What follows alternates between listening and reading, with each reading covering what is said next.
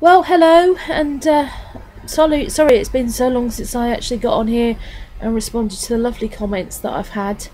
Not been having exactly the best of times, and it's a busy year this year for me with a big birthday coming up next year. There's lots of celebrations and things and family events and things, so it's been pretty hectic. And as people know, if you've got chronic fatigue and chronic pain, how easy it is to get absolutely wiped out. Felt I had to come and say thank you for all the nice comments, and I think they meant a lot actually to me today.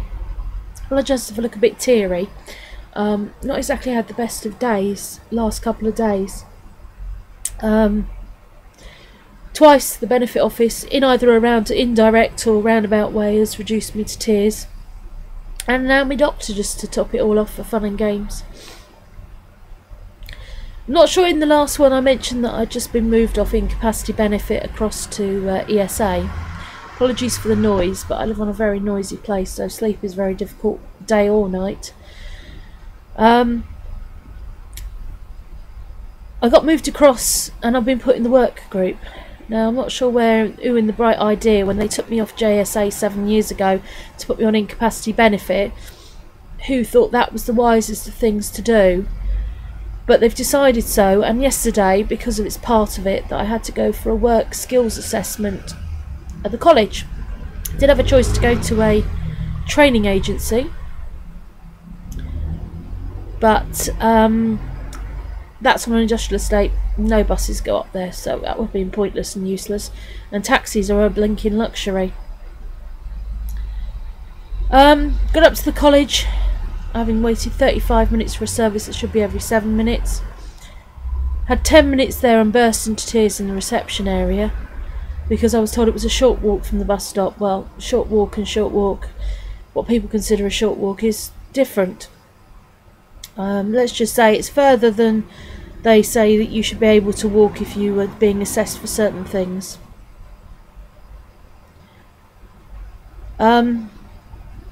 So I burst into tears and nearly collapsed when I got there.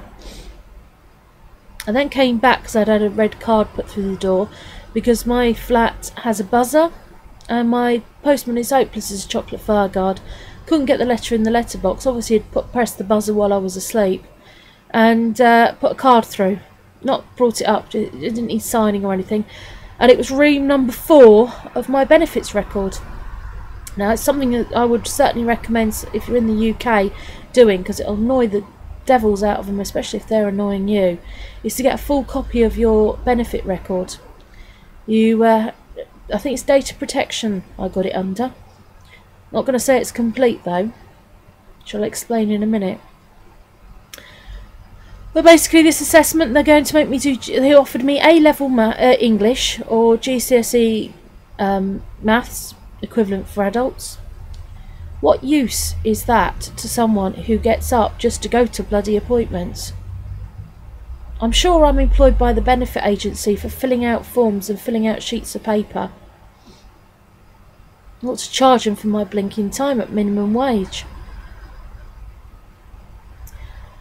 Basically I'm having fun and games with them, and I went in on my way home. I had to go and get some shopping, and it's right opposite the benefit office.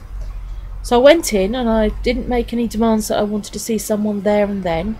I said a few days would be fine, even if it goes into next week it would be fine. I asked if I could have a face-to-face meeting with one person, because where I am, I've had to have this information sent from Nottingham, Chippenham, Swindon, Bristol, Plymouth, Balham in London. Whoever's been dealing with my benefits over the years, different things, they've all had to send me individually this paperwork. It's an interesting read. I mean, some of it's a bit complicated because it's just like huge printouts and things. But what I did discover is I've been suffering with this for 7 years, and Atos, from around about 2006-2007, have been assessing me without seeing me for every 18 months. And the reason it's every 18 months is that they've told the benefit people I'll be better in 18 months' time. Well, 7 years ago I was told I'll only be better when I stop breathing. So which is it they're trying to do? Stop me from breathing? I certainly feel like that right now. Anyway, the woman on the phone terminated the call because I was crying and felt it was of no benefit for her. The only thing she could offer me when I asked for a face-to-face meeting was to send in my questions. Well, to send in my questions, it involves me printing off and photocopying loads and loads of reams of paper, which, as people who are suffering from this condition know, that's not a viable option. It took me nearly 3 months to complete my reassessment for DLA, and they haven't even got back to me in 11 weeks. We'll see what happens with that one. Probably take it away completely. Just heard they're going to take another tenner a week off me when we get round to February. And then lovely Ian Duncan Smith has decided to freeze it. So even though I thought, well, I'll have to go a couple of months before some of it gets reinstated, probably not now.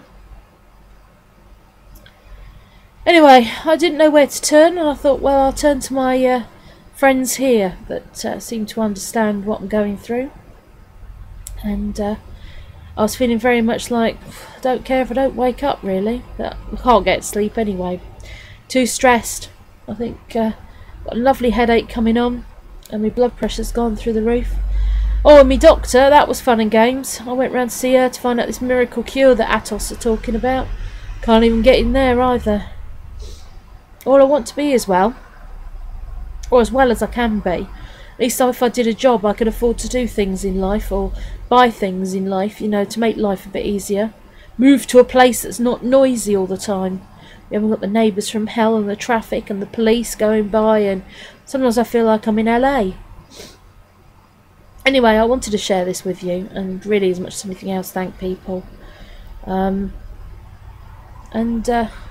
I'm sure I'll be doing vlogs soon. And I say, apologies, I have got clothes on, I hasten to add, but I am under my duvet. And I just feeling very down, which I don't call depression, I call frustration.